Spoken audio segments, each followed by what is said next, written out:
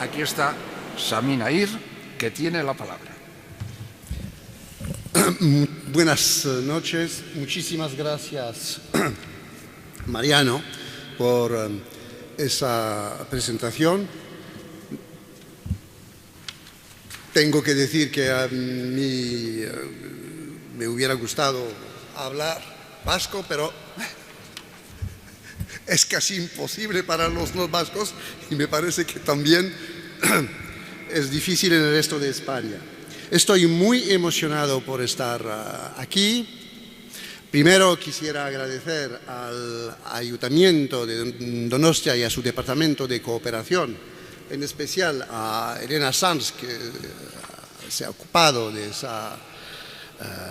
que ha gestionado esa invitación, al Museo San Telmo por permitirnos estar en este lugar absolutamente, impresionante, inesperado, una obra de arte, hablar en el arte y el arte que es sagrado en el buen sentido de la palabra, es magnífico verdaderamente, y entonces tendré que concentrarme porque con todo eso será un poco difícil.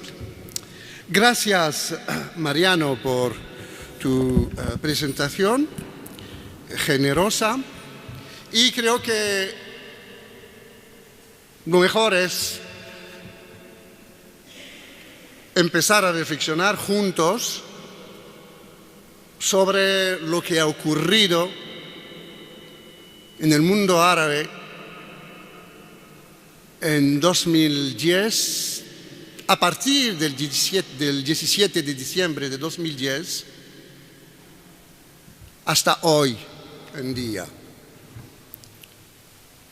Si tuviera que definir de manera paradigmática, radical, fundamental, el significado histórico del estadio revolucionario en Túnez, a partir de la inmolación del joven Mohamed Bouazizi, diría que por primera vez en la historia de los pueblos árabes, desde prácticamente el siglo XIX,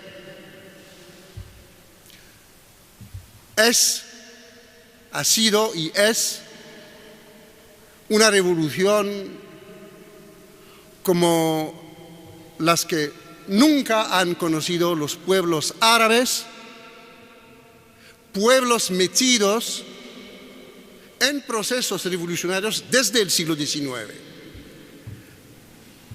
Lo que significa que lo que ocurrió es una ruptura histórica, es la inauguración no solamente de un nuevo ciclo histórico, sino de una nueva edad cultural, política, mental, incluso en la historia de estos pueblos. Y la prueba de eso es que por primera vez en la historia del mundo árabe,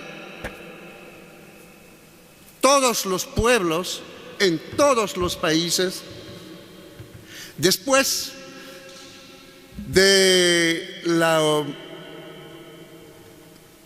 la huida del dictador tunecino, absolutamente todos, no hubo un solo país en el que no hubo un movimiento revolucionario, un movimiento de renovación de la sociedad. Lo que ocurrió en Túnez provocó un choque patológico en todo el mundo árabe,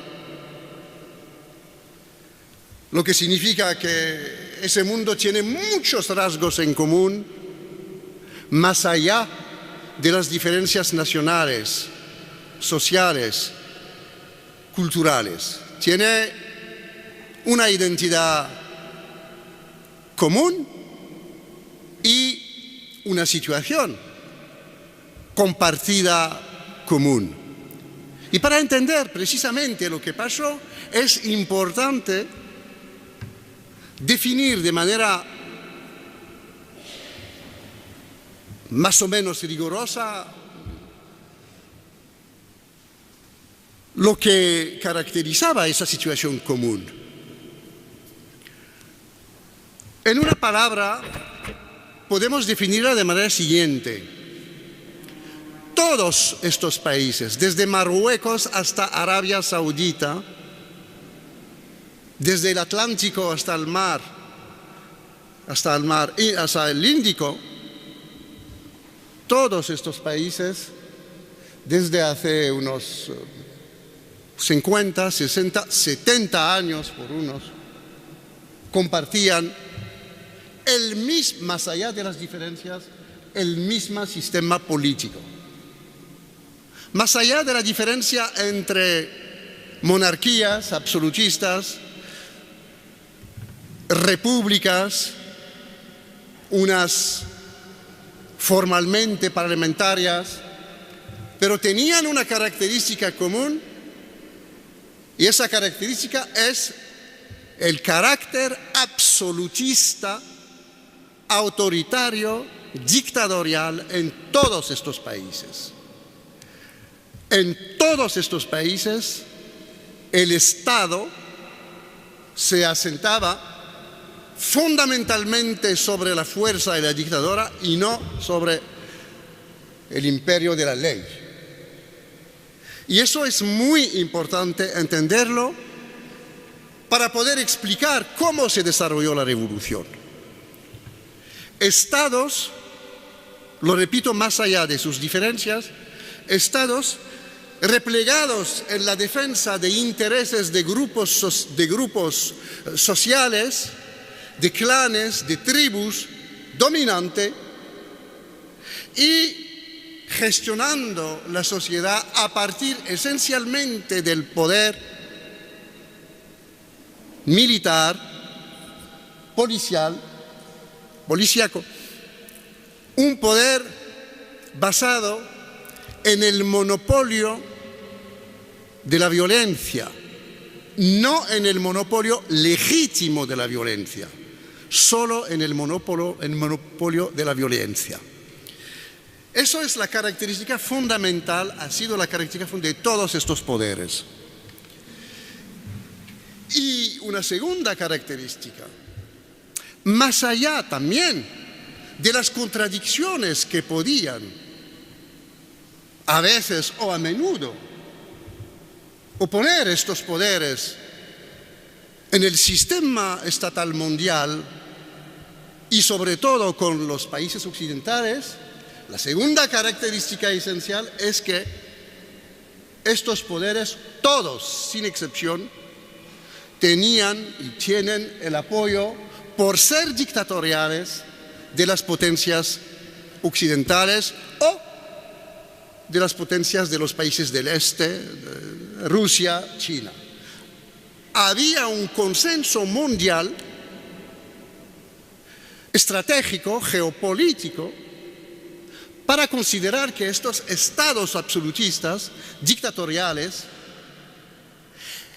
eran malos, por supuesto, pero un mal menor comparado a lo que podía ocurrir si se liberaba las sociedades, si se abría el cajón de las sociedades. El paradigma de los países occidentales, pero también de Rusia, de China, es el mismo y siempre ha sido el mismo. El paradigma de la seguridad. Estos países, estos gobiernos autoritarios, para nosotros representan la estabilidad y la seguridad, porque el peligro para los países occidentales era precisamente la desestabilización, el desarrollo de los flujos migratorios y las experiencias democráticas. Y no es por casualidad, si hasta el último momento, tanto es la paradoja, tanto Rusia como los países occidentales, Estados Unidos, Francia, estados europeos apoyaron hasta el último momento estos gobiernos autoritarios. Mubarak en Egipto consiguió el apoyo hasta su último día y fue precisamente Obama que le dijo: terminado ahora. Y ocurrió lo mismo con Ben Ali. El mismo día en el que huyó los servicios franceses, el Estado francés proponía enviar armas para controlar la sociedad. Eso es muy importante entenderlo. Estos estados absolutistas cerrados funcionaban a partir de una gestión de las contradicciones internas apoyándose sobre el tribalismo, el clanismo, los medios de negocios, desarrollando estos últimos 30 años y sobre todo a partir de los años 70, finales de los 70, unos sistemas económicos basados en dos economías en todos los países, una economía más o menos legal, pero dominada por los grupos dirigentes, y una economía informal basada en la corrupción y también dominada por los grupos dirigentes. Un sistema dual, y ese sistema dual dice mucho sobre lo que está pasando hoy y por qué tenemos precisamente después de la Revolución Democrática la victoria de fuerzas hasta ahora tapadas como los islamistas. Y explicaré por qué. Sistemas absolutistas también que se caracterizaban, y eso es muy importante también, por su alejamiento de la sociedad, frente a la sociedad. Sistemas que se construyen en la oposición a la sociedad. De tal modo que hemos tenido estos últimos 30 años, a partir de los años 80, en todos estos países, dos pueblos, dos formas sociales, dos formaciones sociales. Por un lado, los estados cerrados, que se autorreproducían y que tenían una ideología de legitimación para ellos mismos, que hablaban de manera esquizofrénica frente a la sociedad, y por otro lado, una sociedad que vivía y que sigue viviendo en condiciones económicas y sociales muy difíciles, con un crecimiento demográfico estos últimos 40 años muy importante, un proceso de recuperación demográfica en todos los países del tercer mundo, y también afectó evidentemente estos países, con mercados de trabajo que no tenían y no tienen la capacidad de integrar precisamente estas nuevas poblaciones.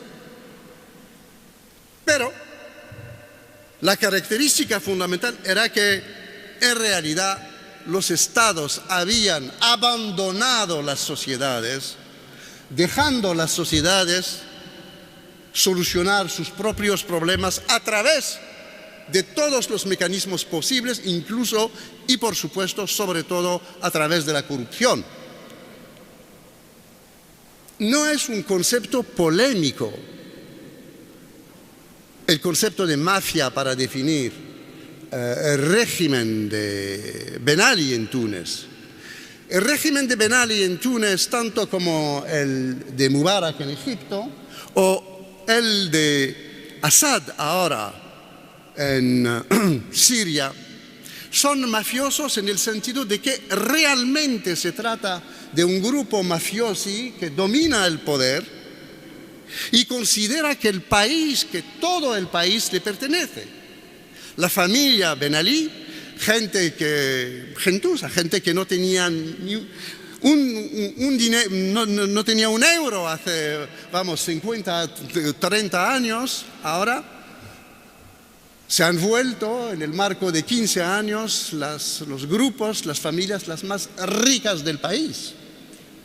No se podía comprar una casa importante en la costa tunecina sin pagar a la familia. Y todo el sistema está basado así. La ayuda internacional importante a Egipto pasaba por los bolsillos de la familia Mubarak, que se tomaban siempre unos 30, 35, 40%. Nosotros podré contar cosas que personalmente he vivido cuando hemos organizado la ayuda a Egipto, cuando el terremoto. Entonces, sistemas corruptos y frente a esos sistemas, sociedades abandonadas. Lo interesante para entender por qué la revolución y por qué la revolución se desarrolló en Túnez, en Egipto, incluso en Siria, incluso en Libia, sin utilizar la retórica religiosa. Es una cuestión muy importante. El hecho es que lo que pasó históricamente fue algo muy difícil de entender, pero clave. Unos estados absolutistas replegados en su sistema de poder, por otro lado, y frente a una sociedad totalmente autonomizada, separada, y estos últimos 30 años, las sociedades se volvieron cada vez más complejas, cada vez más modernas, cada vez más vinculadas al sistema de valor mundial y a ese gran proceso histórico que ha empezado en los años 80 en América Latina, en los años 90 en los países del este y que afecta ahora estos países y va a afectar seguramente en las próximas décadas estados continentes, sociedades continentes como la China o los países africanos. ¿Qué es lo que ocurrió? Lo que ocurrió es que con esa globalización mala, que plantea muchísimos problemas al mismo tiempo y llevaba con ella unos valores de emancipación democráticos, ha construido como una cultura, un ethos cultural mundial, y esta cultura mundial, este ethos cultural mundial, ha sido transmitido merced a los nuevos medios de comunicación. Merced, digamos, a la televisión, internet y estos últimos años los teléfonos móviles. Jugaron un papel clave en la toma de conciencia de la identidad propia de estas sociedades. Podían ver su condición de vida, la situación a nivel mundial y comparar con el discurso del poder. Y a partir de los años prácticamente 90 hubo un proceso generalizado de deslegitimación de todos los poderes políticos. Intentaron reaccionar a esta deslegitimación general con unos sistemas pluralistas pero totalmente manipulados, creando el multipartidismo, pero cada vez que la sociedad votaba para partidos en contra de ellos, organizaban un golpe de Estado, como en Argelia en 1990, o en Egipto cuando los hermanos musulmanes ganaban las elecciones, el presidente Mubarak y su partido cancelaban todo y decían no, nosotros hemos ganado. Poderes entonces cuya dinámica era en realidad una dinámica de fortalecimiento del sistema autoritario y sociedades cada vez más autonomizadas, cada vez más complejas, cada vez más modernas, mucho más modernas que los estados. El discurso del Estado decía: nuestros pueblos no están ahora maduros para la democracia. Y los pueblos demostraron que en realidad son mucho más maduros que los estados. Que lo que no estaban maduros para la revolución democrática eran en realidad los que gobernaban, los estados. Es la principal lección de esa revolución. Y en este sentido es algo absolutamente nuevo en la historia del mundo árabe. Porque hasta diciembre de 2010, todos los procesos revolucionarios en este mundo se han, en el siglo XIX y siglo XX, en contra del imperialismo y del colonialismo. Todos estos países, sin excepción, han sido dominados por Occidente, sin excepción, colonizados por parte de los países europeos. Los movimientos anticoloniales eran dirigidos por élites, a veces élites culturalmente muy avanzadas, económicamente fuertes, débiles, pero élites. A partir de la Segunda Guerra Mundial y sobre todo a partir de la revolución de Nasser en 1954, se construyeron estados, y estados dirigidos, como acabo de decirlo, por grupos políticos, y grupos políticos separados de la sociedad. Dicho de otra manera, desde el siglo XIX, todos los movimientos, los procesos revolucionarios, han sido dirigidos por grupos políticos, que sean grupos políticos anticolonialistas y antiimperialistas o Estado político. Mientras que la característica, y en este sentido es el contenido concreto del concepto de nueva edad histórica, de la historia de estos pueblos, esa vez, por primera vez, ha hablado la sociedad. Nunca en la historia del mundo árabe, nunca la sociedad salió como actor autónomo frente a los poderes políticos, frente a los estados.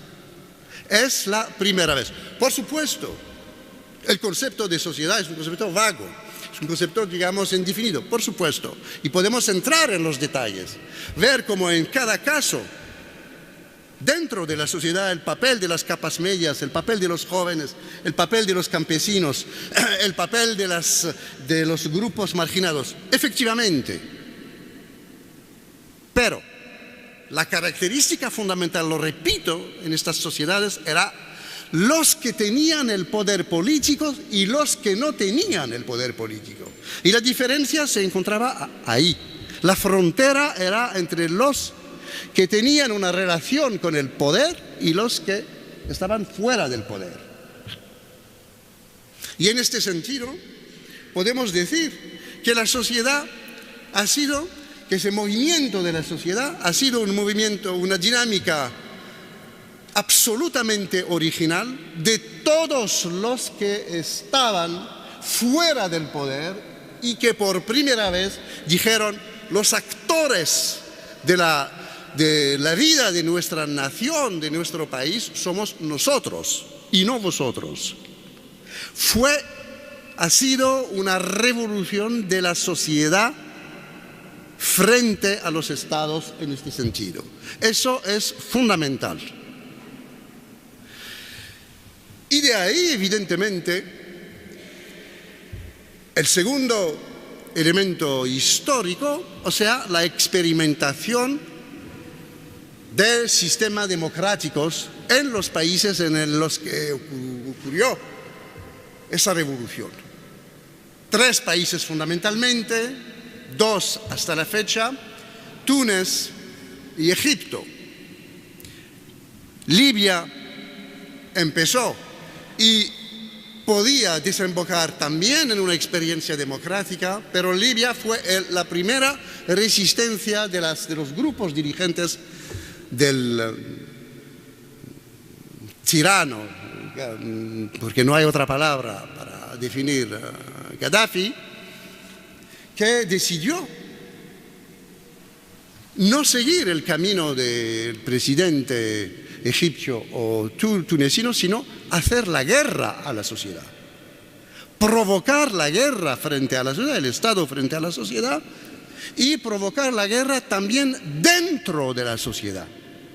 Y es lo que está haciendo ahora también Assad en Siria. Guerra del Estado en contra de toda la sociedad sublevada y guerra civil dentro de la sociedad,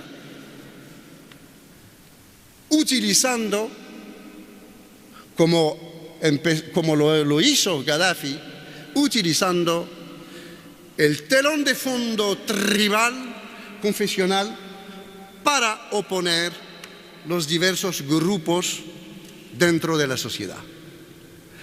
En Siria, tanto como en Libia, las reivindicaciones de todos los movimientos sociales eran reivindicaciones mínimas: sistema democrático, pluralismo, libertad de opinión, organización, construcción de un Estado de Derecho. Incluso en Siria no pedían el cambio de régimen, no pedían el cambio, incluso también en Libia no pedían únicamente la institucionalización de la democracia real para que la sociedad pueda existir como sociedad, para que los grupos sociales excluidos puedan tener una voz para definir su destino.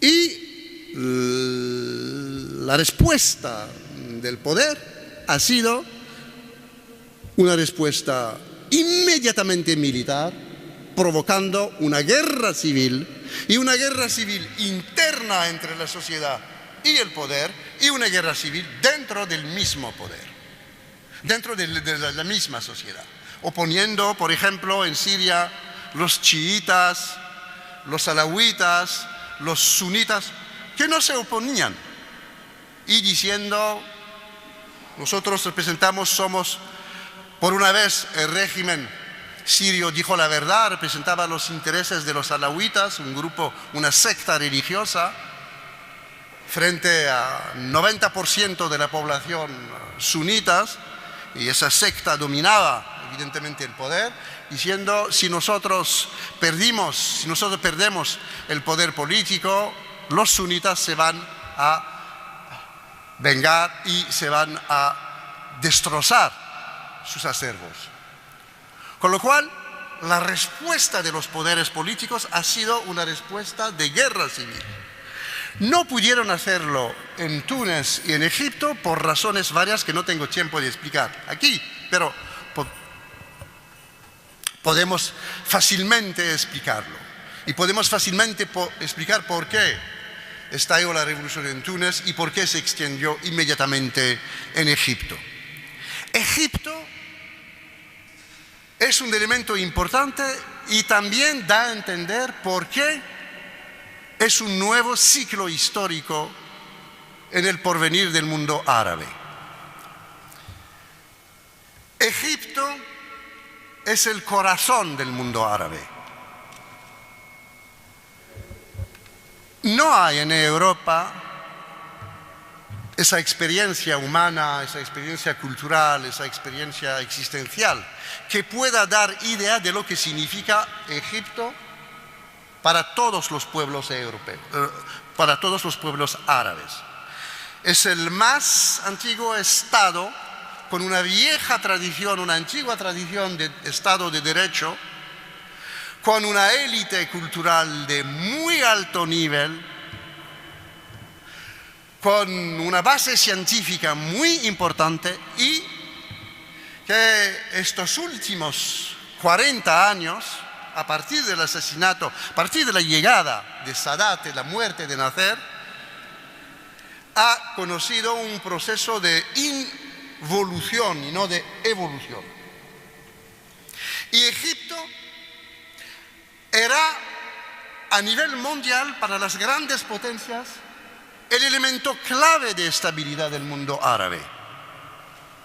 Porque el mundo árabe siempre ha vacillado desde la Segunda Guerra Mundial, desde el acuerdo entre Roosevelt y el rey Abdallah de Arabia Saudita. La historia del mundo árabe siempre ha vacillado entre dos estados. Por un lado Egipto, por otro lado Arabia Saudita. Arabia Saudita es el régimen más conservador, más tradicional, más reaccionario, probablemente del mundo, no solamente del mundo árabe. Y al mismo tiempo es uno de los más ricos del mundo. Egipto era y es el país más moderno del mundo árabe y al mismo tiempo uno de los países pobres, con una población muy importante, supera ahora casi los 90 millones de habitantes. Y la historia del mundo árabe ha sido siempre la siguiente, desde la Segunda Guerra Mundial. Cuando sube Egipto, baja el peso de Arabia Saudita. Y cuando baja el peso de Egipto, sube el peso de Arabia Saudita. No es por casualidad si cuando Henry Kissinger decidió destrozar a Egipto, dijo claramente: el único país, podéis leerlo en sus memorias, el único país que cuenta para nosotros es Egipto. ¿Quién controla Egipto? Controla todo el mundo árabe. Y es verdad. Y el hecho de que la revolución se produjo en Egipto, incluso ahora con el papel de los hermanos musulmanes y de los militares, es un hecho histórico, porque significa que Egipto está de vuelta en el centro del mundo árabe. Y lo hemos podido comprobar muy fácilmente estos últimos meses. ¿Cómo? Nadie podía encontrar una solución entre los islamistas palestinos y los laicos palestinos de la OLP. El nuevo régimen convocó a los dos y les dijo inmediatamente y encontraron un acuerdo. Reabrieron la vía de ayuda a los palestinos, que estaba, digamos, bajo dominio en realidad de los israelíes, de los americanos y de la familia Mubarak.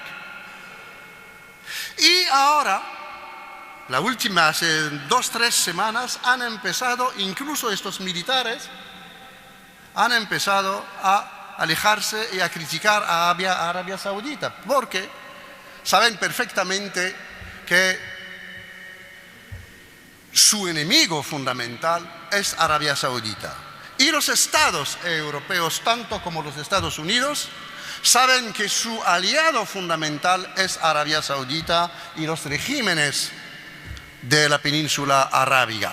Por eso están apoyando a los movimientos ahora en Siria, sobre todo a los hermanos musulmanes, ellos mismos financiados por Arabia Saudita. Hay un gran juego estratégico mundial que se está desarrollando ahora. Pero una de las características más importantes es, más allá de los problemas políticos, esa revolución abrió una ventana en la historia de ese mundo, haciendo que Egipto pueda volver, digamos, a ser un país con una historia y con una capacidad extraordinaria de proyección y, diría, una capacidad convocatoria en cuanto a las movilizaciones en el mundo árabe. Eso define este concepto de nueva era. Ahora, el problema es doble. ¿Qué va a ocurrir en el futuro? Ese proceso democrático se va a desarrollar y, sobre todo, ¿qué contenido va a tener esa democracia? Nadie puede contestar ahora, decir, el proceso se va a parar o va a continuar. Pero lo que sí se puede afirmar de manera muy tajante es que todas las sociedades se han movido desde hace un año y que todos los poderes están buscando medios para integrar la contestación, incluso en Arabia Saudita. Con lo cual, probablemente estamos experimentando un proceso revolucionario de largo plazo, un proceso revolucionario que va a durar mucho tiempo, que aflorará a la superficie de la sociedad y en alguna situación irá bajo el suelo para salir unos meses, unos años después. Pero el proceso parece irrepresible e incontrolable y todos los poderes lo saben. Eso se ve claramente en Marruecos, en Argelia, en Líbano, en Sudán, en todos los países árabes hay ahora una situación de movilización porque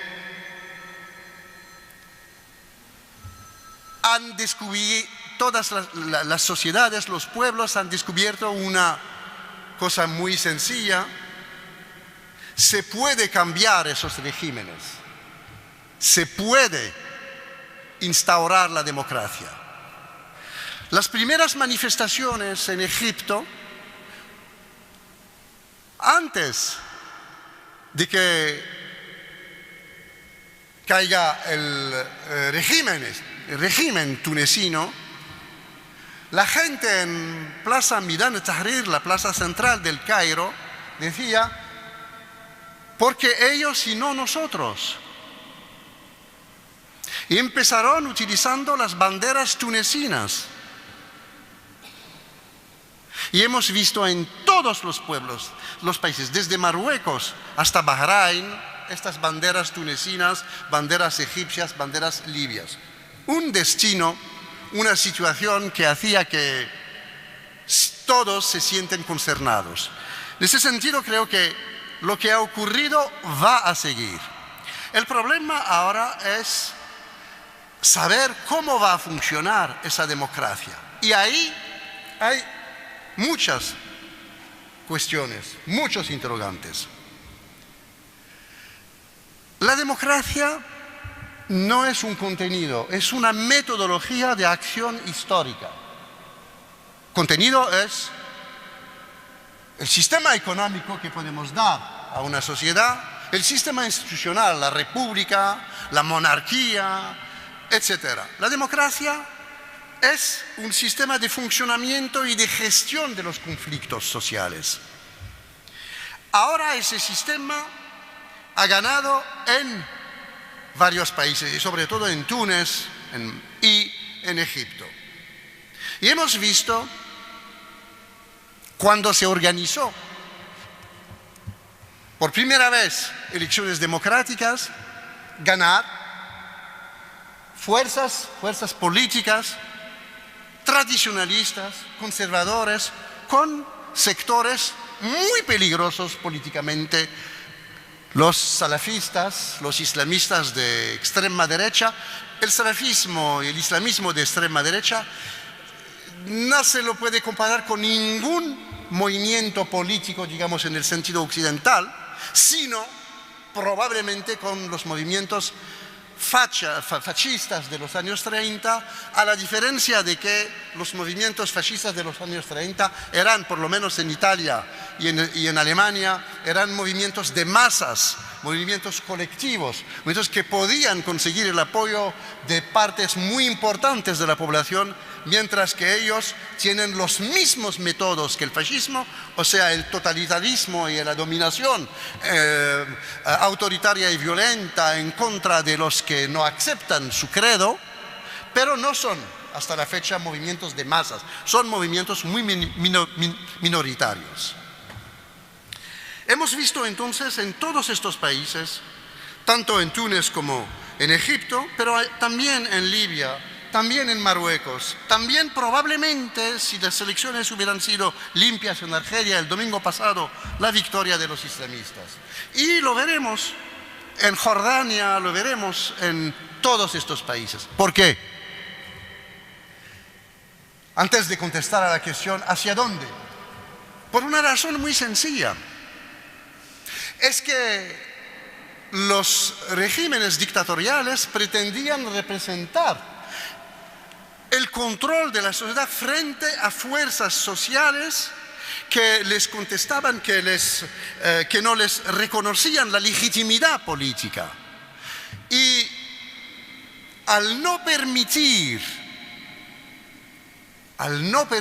el debate intelectual, al no permitir la lucha entre proyectos ideológicos diferentes, han destrozado en realidad la ideología y la opinión pública y han objetivamente hecho de la religión la única ideología de resistencia frente a ellos. Porque en el mundo islámico la religión no pertenece a nadie, no hay un sistema sacerdotal, no hay un clérigo, cada uno interpreta la religión y no necesita a alguien para decirle es la buena interpretación. Por eso la religión musulmana es comunitaria. Y entonces hicieron de la religión, de la política, hicieron de la religión una ideología política. Y utilizaron la religión como ideología política en contra de poderes que impedían en realidad la batalla ideológica dentro de la sociedad y dentro del poder. Y estos últimos 30 años, desde los años 80, hemos visto en todos estos países la religión volverse como ideología de movilización política. Además, volviendo a lo que acabo de explicar, la autonomización de la sociedad, el hecho de que dentro de la sociedad los estados, el hecho de que los estados habían abandonado las sociedades, los religiosos, los hermanos musulmanes, los partidos organizaron estos últimos 30 años la resistencia cívica y organizaron la ayuda. Conquistaron la hegemonía dentro de la sociedad porque ayudaban a la gente. Construían escuelas, construían hospitales, vivían con la gente en los barrios pobres, en las chaboyas.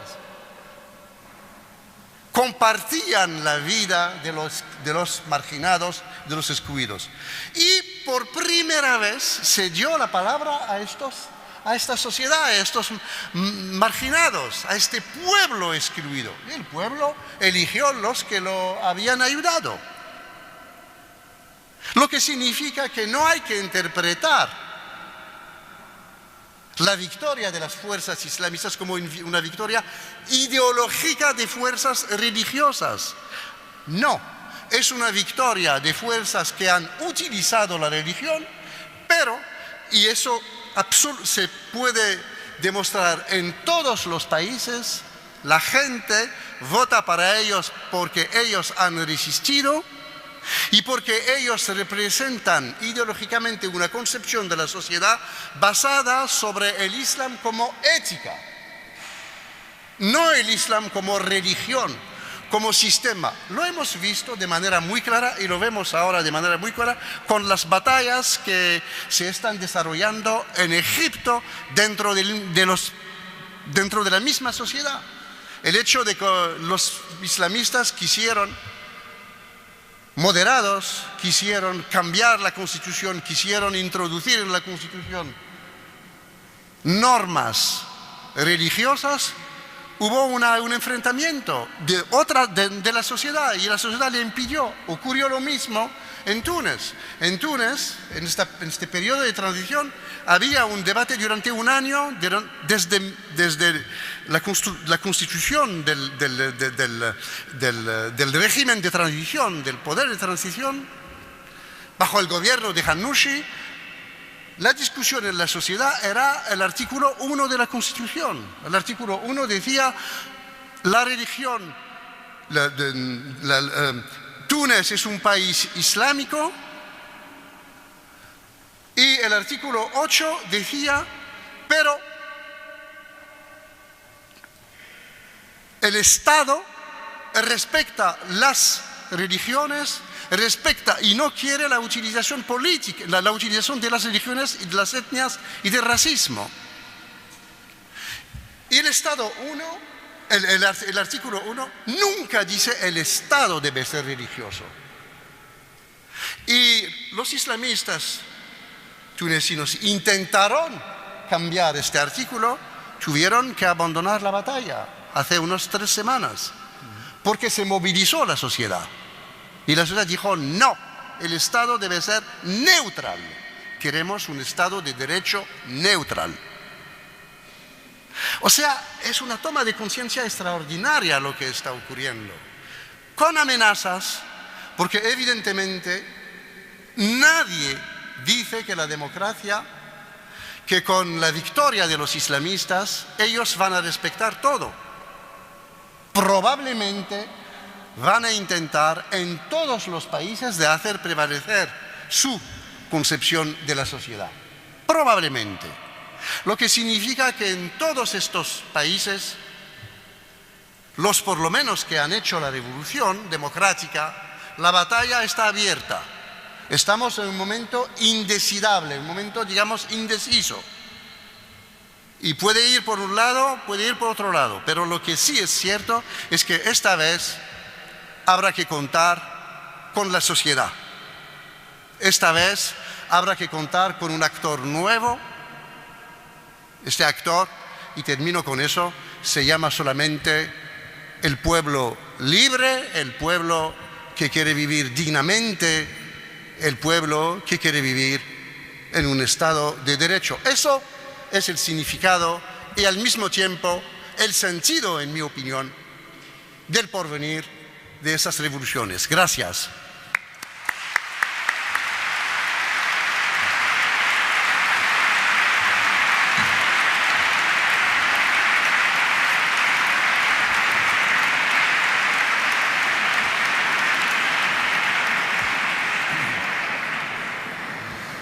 Eskerrik asko, Sami.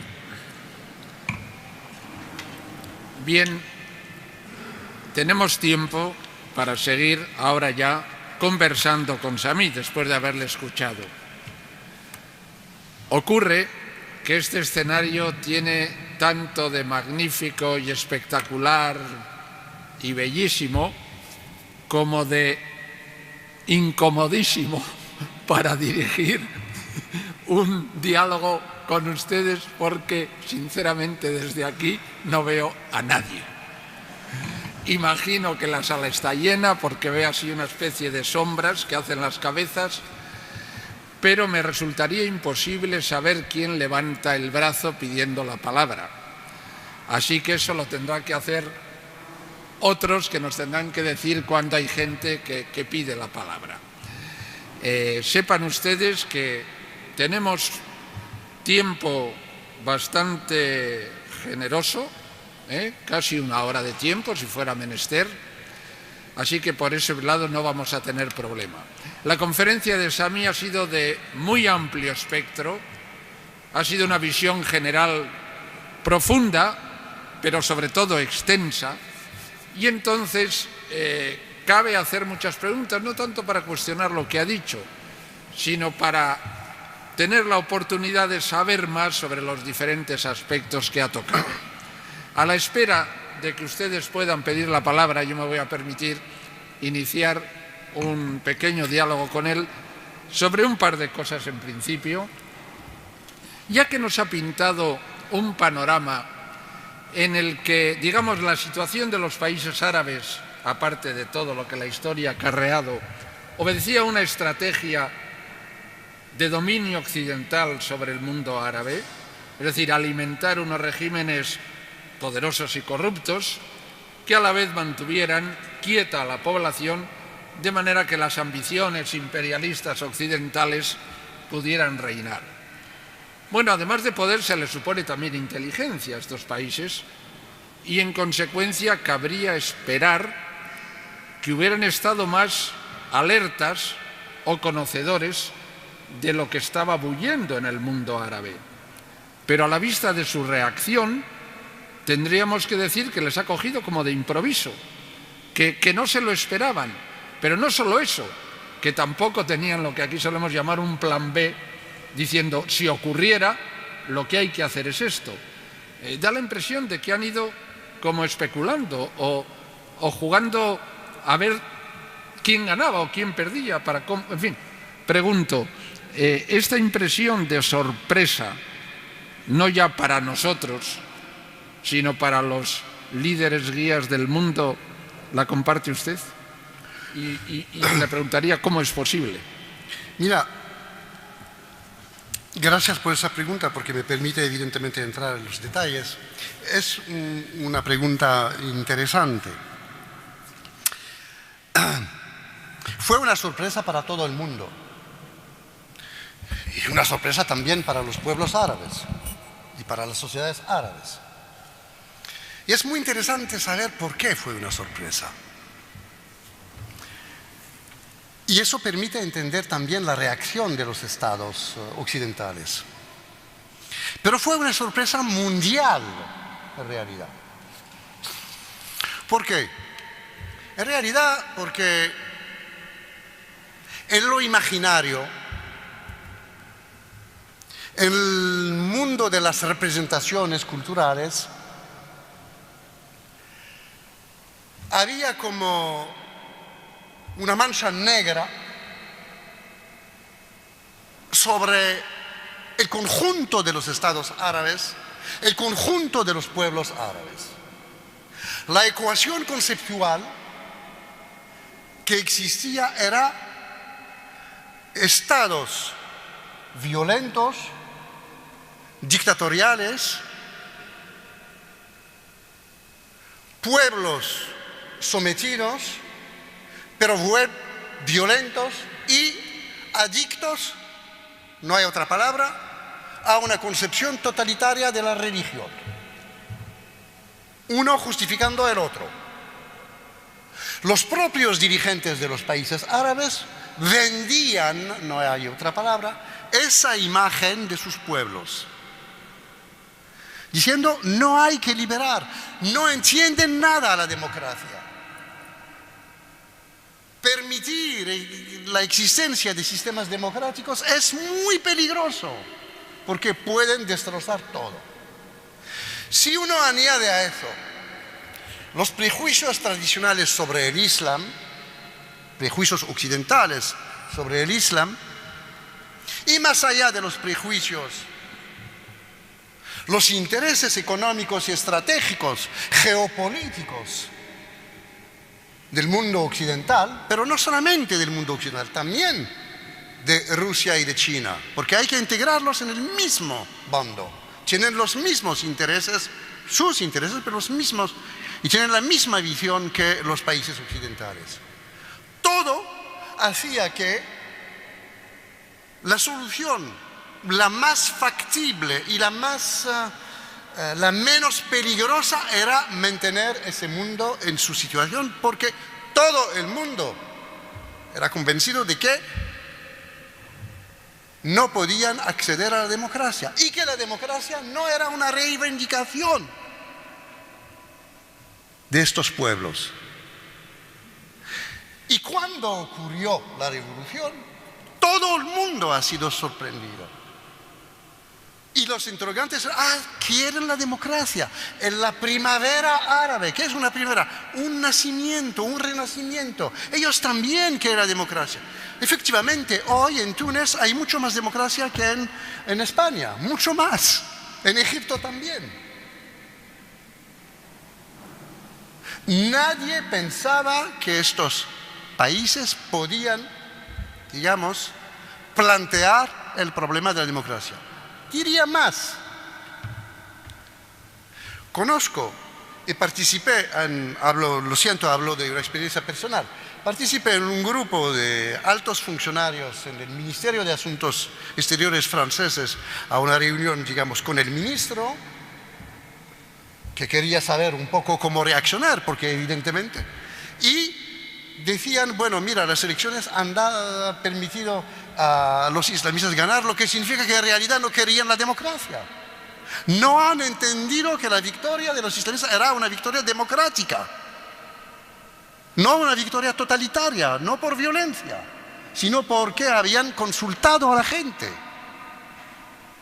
Entonces, es muy interesante saber, digamos, ver que en realidad la dimensión, y lo creo verdaderamente, lo creo, Mariano, en el sentido de que creo que la dimensión cultural, la dimensión cultural y conceptual ha tenido un papel fundamental en, digamos, esta ceguera, digamos, de los países occidentales y de todos frente a la realidad de estos pueblos.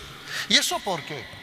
Porque no han entendido ni el carácter de lo que llamo yo en este libro, La lección tunecina, la mundialidad, el hecho de que vivimos una época histórica en la que los valores democráticos se han hecho hoy en todo el mundo absolutamente irrepresibles. Es un movimiento que nadie podrá, digamos, tanto como el movimiento de equiparación de los géneros, de reconocimientos de la diferencia sexual, de la diferencia, digamos, individual, son elementos de fondo de la historia del mundo.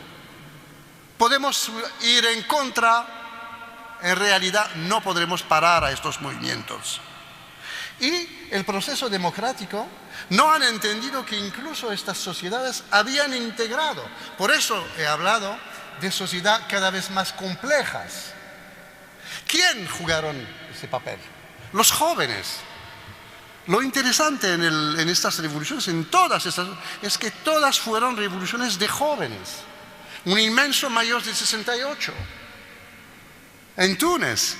Lo vi, yo estaba ahí cuando estalló la revolución y durante todo el proceso. En Egipto, jóvenes, blogueros, la utilización. Se dice, el poder reaccionó con sus tanques, con su policía, con sus armas. Ellos tenían únicamente un arma, que eran los móviles. Y los móviles tuvieron un papel mucho más peligroso que las armas de las policías, porque con esos han organizado la contestación y la revolución. Entonces, no habían entendido, me parece, en Occidente, el hecho de que estas sociedades son también modernas, diferentes de nosotras, pero modernas. Y experimentaremos, yo estoy seguro de eso, lo mismo en China y en los países africanos. Es algo excepcional en la historia. Ahora, evidentemente, hay la dimensión de los intereses políticos. Los intereses definen una estrategia muy sencilla para los estados occidentales. El paradigma dominante necesario es el paradigma de la estabilidad, porque la obsesión es, con la apertura de estas sociedades, el desarrollo de los flujos migratorios. Permítame una pregunta y, hombre, ahora hay un poco más de luz y probablemente igual hasta puedo ver las manos, pero en cualquier caso agradeceré que me indiquen si alguien pide la palabra. Le quería preguntar, cuando hablamos de la aspiración a la democracia por parte de estos pueblos, ¿la conciben como un valor occidental? ¿O tienen su propio concepto de democracia, porque esto podría plantearnos una contradicción.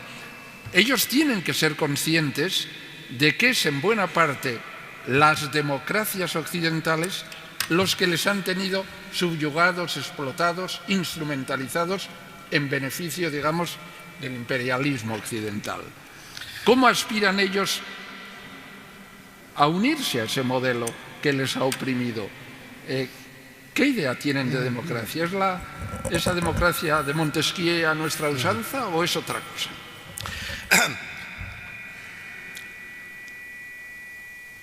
El concepto de democracia tiene que ser definido para, digamos, saber si estamos hablando de la misma cosa.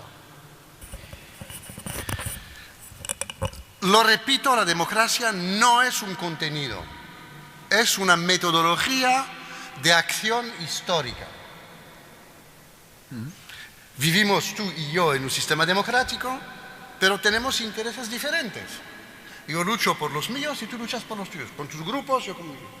Y podemos, digamos, enfrentarnos. Pero hay una característica común que define tu posición y la mía. Es la aceptación del principio de mayoría. Lo que los griegos, Pericles, llamaba el milagro democrático. ¿Qué es el milagro democrático? Es que competimos, decidimos, votamos, cada uno defiende sus argumentos y son ellos que votan. Y si ellos eligen tu posición, yo tendré que aceptarla. Eso es el milagro democrático. El milagro de la decisión de la mayoría. Es algo sagrado. La cuestión entonces es esta. Estos países no plantean el problema en términos de democracia occidental o no occidental. Incluso el discurso más corriente ahí consiste en decir: los occidentales hablan mucho de democracia, pero no la respetan. Hablan del imperio de la ley. ¿Cómo se comportan con Israel y con los palestinos? ¿Por qué ayudan a Israel y no a los palestinos?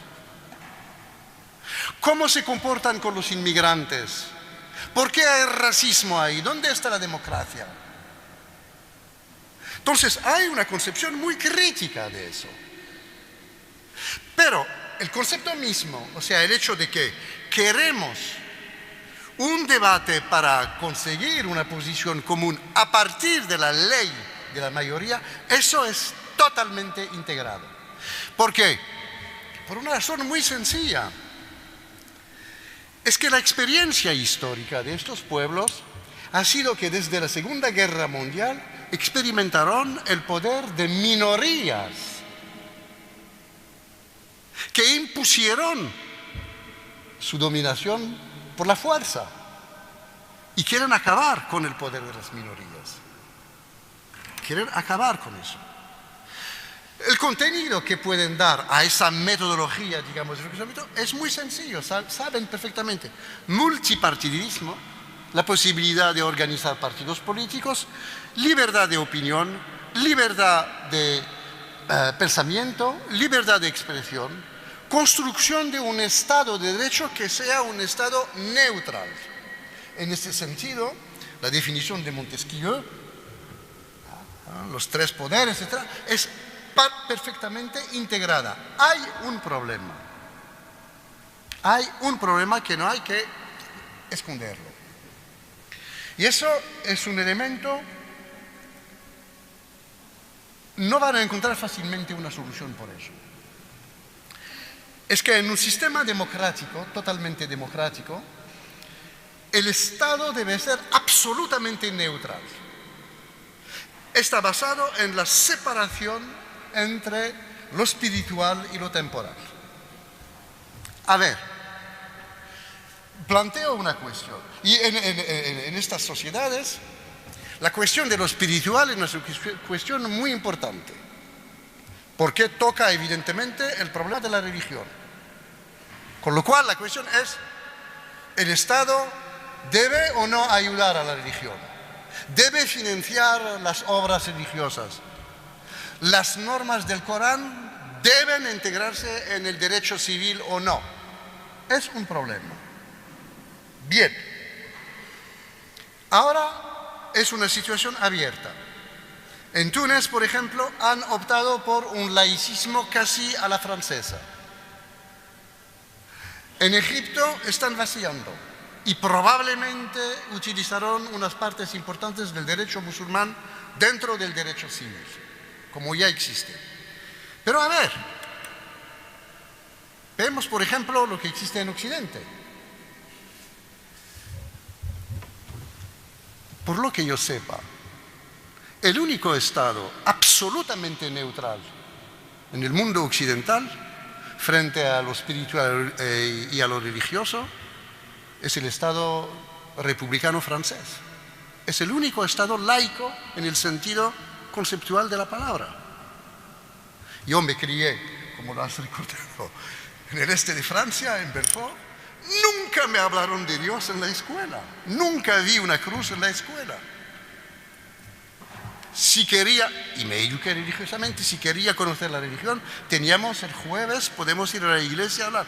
Pero nunca me hablaron hasta prácticamente el bachillerato, digamos, de la religión. Y cuando se hablaba de la religión, era, digamos, utilizarla como una ideología. Hay unos creyentes, otros, porque la escuela era el lugar de la razón, no de las creencias. Entonces, aquí en España el Estado no es un Estado laico. Es un Estado y el Estado paga las iglesias aquí. Es algo inconcebible en Francia. Italia lo mismo. Alemania lo mismo. O sea, esta separación, diría, es una separación muy problemática. Si quiero entrar en los detalles, te diría más, incluso el Estado francés ha hecho en 1908, después de la ley de 1905, la separación de la religión con el Estado integral, incluso el Estado francés ha hecho concesiones. Concesión, por ejemplo, el Estado francés respecta a las reglas religiosas de las fiestas. Nosotros tenemos la fiesta de la Ascensión. La gente no trabaja en la fiesta de la Ascensión. Aquí en España no existe porque no es un Estado laico.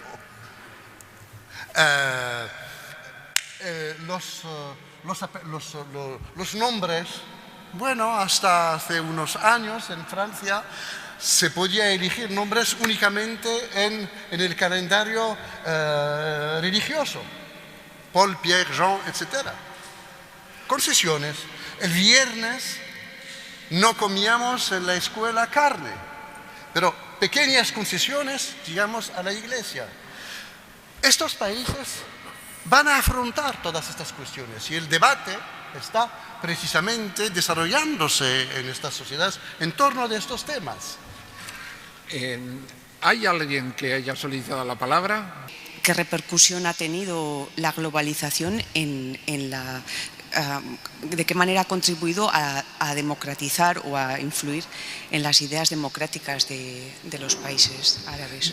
Sí, le digo, porque igual que se entendía con dificultad, pero te he entendido. Pregunta. Es que tengo el sol en los ojos y no te veo. Querría que le ampliara un poquito la idea de la importancia que ha tenido la globalización en estos movimientos hacia la democracia de estos pueblos. Lo he dicho, para mí ha tenido una importancia fundamental. La revolución tunecina y la nueva edad de las revoluciones árabes es producto de la globalización en el sentido positivo de la palabra. Porque esta globalización ha tenido y tiene varias características, entre las cuales unas muy importantes para la vida diaria de la gente en todo el mundo. El proceso de masificación, de generalización, de identificación a valores comunes. Este proceso es el producto de la globalización. Por primera vez, probablemente, en la historia del mundo, vivimos todos los pueblos no con los mismos valores, pero escuchamos los mismos valores en todas partes. Eso está bien. Eso es muy importante. Nunca eso ha existido. Nunca. Hubo varias globalizaciones en la historia del mundo. Los imperios, de una cierta manera, el imperio romano, los grandes imperios, eran ya, digamos, una experimentación de una globalización. Hubo la mundialización del siglo XVI a través, digamos, de la extensión del sistema mercantil y de la agricultura mundial. Hubo la globalización generada por la industrialización del siglo XIX. Hubo una globalización ideológica dividida a partir de la Revolución Rusa entre, por un lado, valores, digamos, basadas sobre el capitalismo, el individualismo, la libertad empresarial, etc. Y por otro lado, valores sociales, socialistas, de solidaridad, comunistas, etcétera, etcétera. Hubo, digamos, un sistema que se extendía en todas partes con valores comunes. Y teníamos los ecos de lo que ocurría. En Rusia teníamos estos ecos en América Latina, en España, en Francia, en todas partes. El mundo vivía ya junto. Pero el mundo no experimentaba el mismo sistema económico. Eso es la diferencia radical, el elemento nuevo. Es que ahora en todo el mundo, en todo el planeta, experimentamos el mismo sistema económico. Y la alternativa a ese sistema todavía no la hemos encontrado. Sabemos que el sistema económico es destructor, crea riquezas muy importantes, pero al mismo tiempo destroza mucho y lo pagamos muy caro. Lo que está ocurriendo ahora en Europa lo demuestra claramente. Sabemos que este sistema plantea problemas, pero está extendido a nivel planetario. Y estas sociedades árabes también entraron en el sistema globalizado. En Argelia, en Marruecos, en Túnez, se vive con las cadenas de televisión francesas, italianas y españolas. Y la gente conoce mejor que vosotros los partidos políticos aquí, conocen los actores, conocen los autores, mucho mejor. Yo cuando ceno, por ejemplo, en casa de amigos en Túnez, me hablan casi mejor que yo de la situación política en Francia y conocen a todos los políticos. Están, porque para ellos ahí hay la democracia, ahí se puede respirar, ahí se puede luchar libremente para poder, digamos, defender sus intereses y su vida. Y ese proceso histórico de transmisión de valores comunes, valores minimales, libertad, respeto al derecho, imperio de la ley, 3 valores compartidas por todo el mundo. No sé si ha dado cuenta, pero he dicho una cosa que para mí es muy importante para interpretar lo que ha pasado. Utilicé la palabra de mundialidad, no de mundialización. Podemos entrar en el detalle para saber por qué. No es una palabra que he inventado yo. Es una palabra utilizada por uno de los más importantes creadores, poetas, intelectuales franceses de estos últimos 50 años, que desgraciadamente acaba de desaparecer hace unos 3 años. Édouard Glissant. Édouard Glissant es un escritor, un inmenso escritor, ha escrito un libro muy conocido que se llama Todo el mundo, todo mundo, todo mundo. Es un escritor caribeño de las Antillas que ha desarrollado ese concepto de mundialidad. concepto dice, pertenecemos al mismo mundo, aunque tenemos valores e intereses diferentes. Mientras que antes se decía, tenemos intereses diferentes y valores diferentes y pertenecemos a nuestra nación, pertenecemos a nuestro grupo social. El mundo como concepto no existía. La mundialización no es por casualidad si los franceses utilizan la palabra mundialización y no globalización. Globalization, en el sentido inglés de la palabra, significa solamente un sistema global en el que, en realidad, todos los problemas particulares son problemas globales. La palabra mundialización es diferente. La palabra francesa a nivel económico dice, el sistema no es global, es mundial. No es global porque no ha transmitido en todas partes los mismos intereses, los mismos valores. Siguen los conflictos, pero el mundo está metido en este sistema.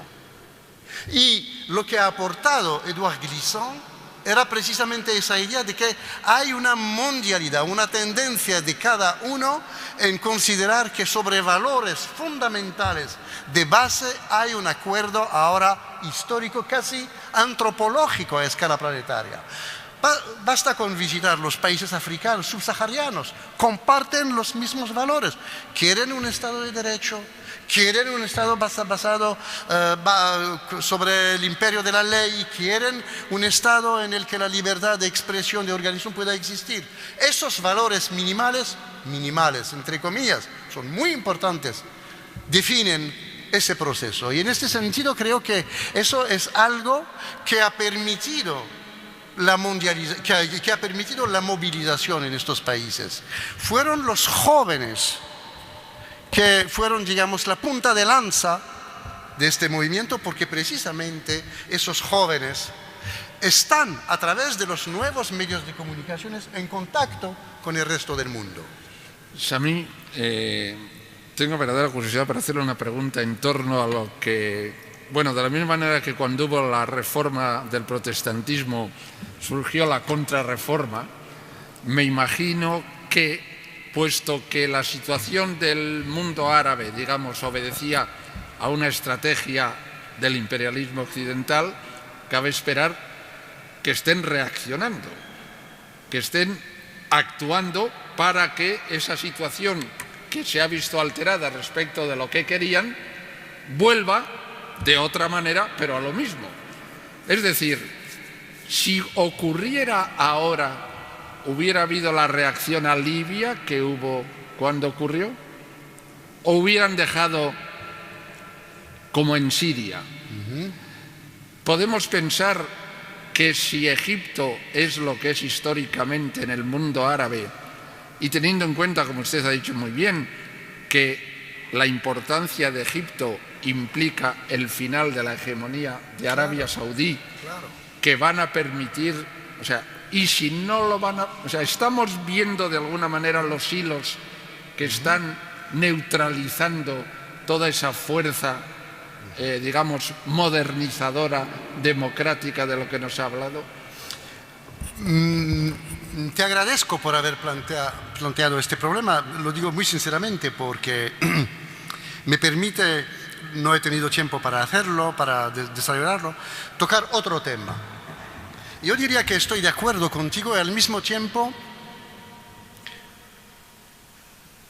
me parece que la situación ahora es diferente. El problema de la dominación de Occidente y el problema de la dominación imperialista y colonial es un problema desde la conciencia, desde la sociedad, que ha cambiado de papel. Antes se podía movilizar a la gente diciendo, si la situación va mal aquí, los gobiernos lo han hecho, es porque nos dominan los occidentales. Los americanos, los israelíes, los europeos, etc. La culpa era siempre de los otros, no de nosotros. La revolución mental que ocurrió es la siguiente ahora. Ese discurso ha fallado.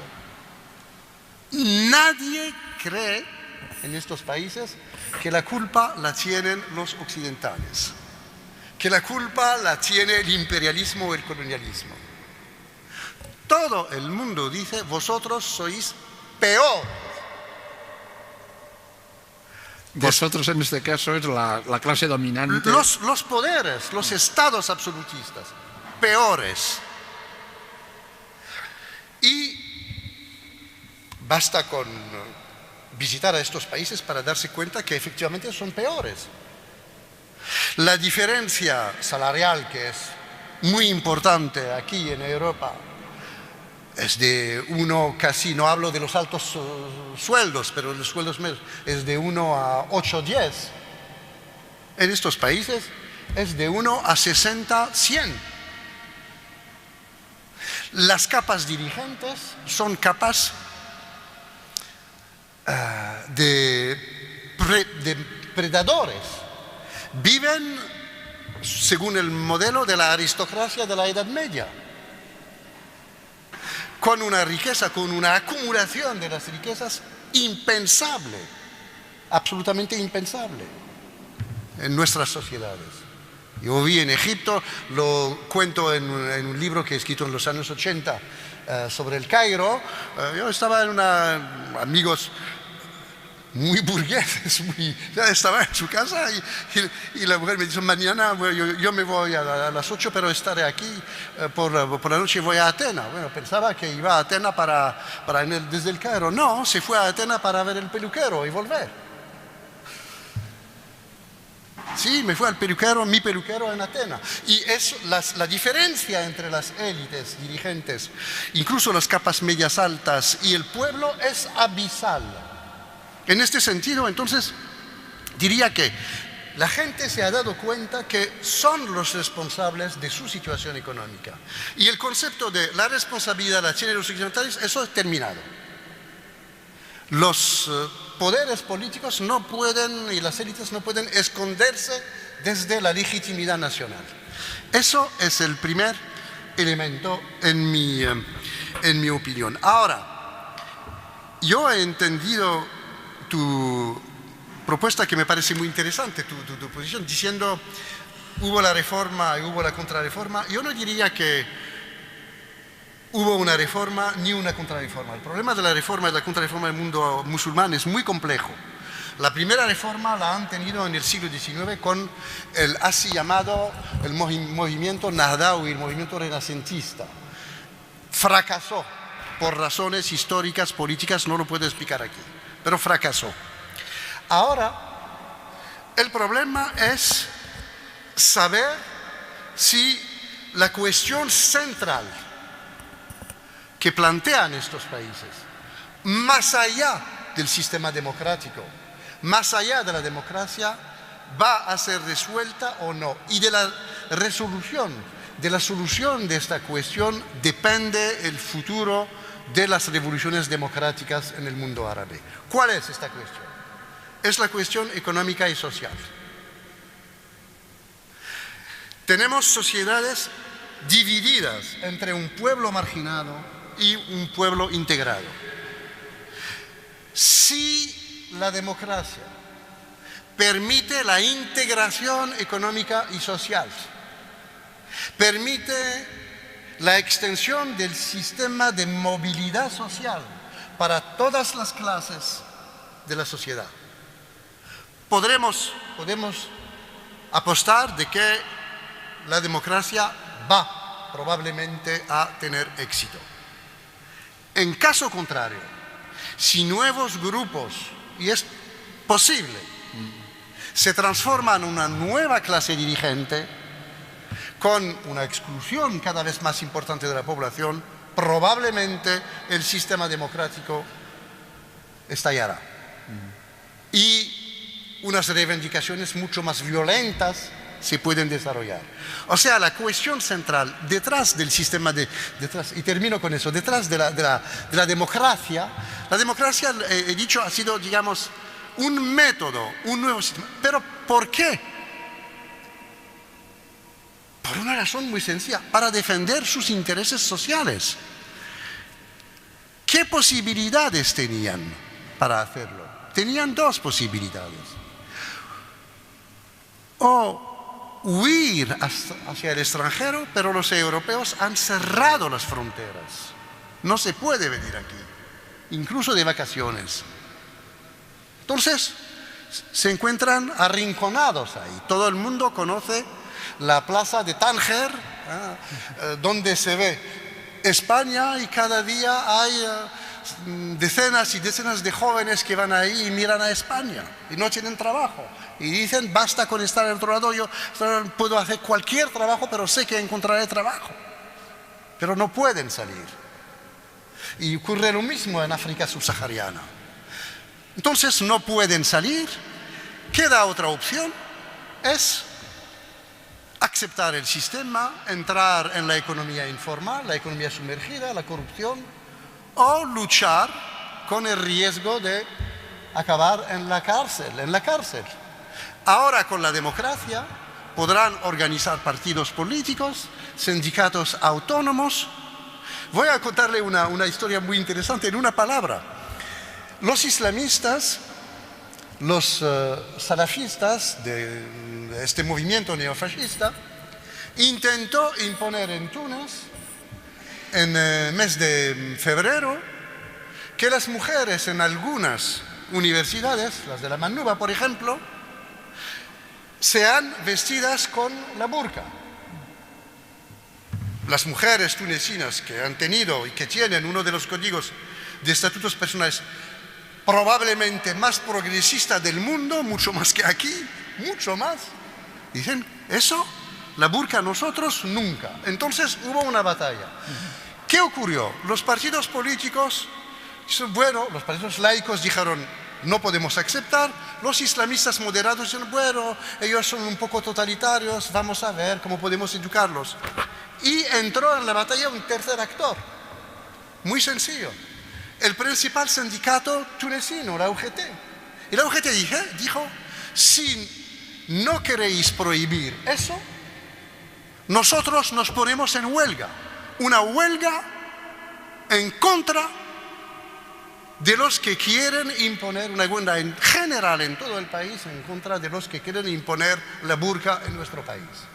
Y evidentemente, a nivel político, el secretario general de la UGTT, la Unión General de los Trabajadores Tunecinos, habló con el presidente, con el primer ministro y dijeron, bueno, o huelga o respecto de los derechos de las mujeres, a los derechos de las mujeres. Y finalmente el régimen aceptó. O sea, todos los movimientos ahora están en la batalla, utilizan el sistema democrático, es una sociedad en movimiento con un proceso de creación permanente de la democracia, de reproducción de es una democracia participativa. Yo no soy optimista y pero veo lo que está pasando y han desencadenado un proceso, será muy, muy difícil controlarlo. Vuelve la palabra a ustedes, ahora ya hasta el final, faltaba más. Yo veo manos levantadas, sí. No podría precisar quién ha sido primero.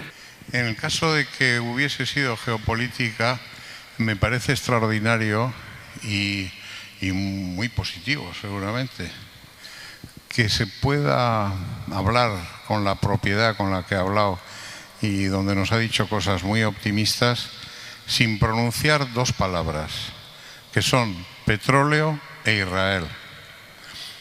¿Se puede hablar del cercano Oriente sin pronunciar esas dos? Está la pregunta, ¿verdad? Le digo, iba a decir la traduzco. Lo siento. La repito porque comprendo que tenga dificultad para entenderlo. Dice que agradece la exposición, pero que esperaba más una exposición geopolítica que rusoniana, al estilo del contrato social, porque de haber sido una exposición geopolítica debieran haber aparecido dos palabras que no han aparecido y que sin ellas no hay quien pueda entender la geopolítica del asunto: petróleo e Israel. ¿He entendido bien? Bueno, supongo. Bien, ¿es la última pregunta? La última pregunta esta. Bien. No, espero que haya más. Es Es la última pregunta que han hecho. No, yo lo sé, pero yo lo que propongo ahora, que son las 9, es que se reúnen todas las preguntas y contesto para terminar. Perfecto, pues propone que quienes tienen levantada la mano puedan hacer las preguntas, por lo menos para saber qué querían y a ver cómo puede responder a todas. Por favor, vayan pasando el micrófono y comprenderán que agradezca la brevedad porque es problema de tiempo. Hola, muchas gracias por la gran conferencia, doctor Nair. Y una cosa que me ha despertado la curiosidad, ¿tiene que ver ese movimiento alawí de Siria con la dinastía alawita de Marruecos? Y luego, pues, gracias. Adelante, otra pregunta. Luego le digo yo, todas seguidas. Pregunta si la dinastía alawí en Siria tiene que ver con la marroquí. La relación Marruecos-Siria. ¿Alguien más, por favor? Porque he visto muchas manos. Yo. Venga, pues, vayan pasando el micro. Yo quiero saber el papel que ha tenido la mujer en la Revolución Árabe. Muchas gracias. ¿Qué papel ha tenido la mujer en las revoluciones árabes? Por favor, no esté en mi mano. Buenas tardes, doctor Samir. La pregunta es parecida un poco a la situación geopolítica, y es si tal como ha dicho Samir. Se oye muy mal. Se oye muy mal, pero si lo entiendo yo ya procuraré repetirlo, por favor. Tal como mencionó el doctor Samir, que si Estados Unidos para dominar Oriente Medio tuvieron que dominar Egipto en los años 70 a través de los acuerdos de Camp David. Actualmente el cambio en Egipto, si este cambio será real y llegara a tocar los acuerdos de Camp David con Israel, ¿cuál es la posición real de los Estados Unidos y de Europa en el proceso de cambio en Egipto y en el resto de la zona? Gracias. ¿Cuál es el papel real de Estados Unidos y de Europa en este proceso de cambio y si cree que llegarán a influir en el implemento o cambio de los acuerdos de Camp David? Por favor. Sí, bueno, muchas gracias, doctor Nair. Yo quería preguntarle una cosa, es referente a que tuvimos hace un par de meses con nosotros a la señora Nadia El Fani. Entonces, usted ha dicho que en Túnez hay hoy en día más democracia que aquí, vamos a decir que en España, ¿no?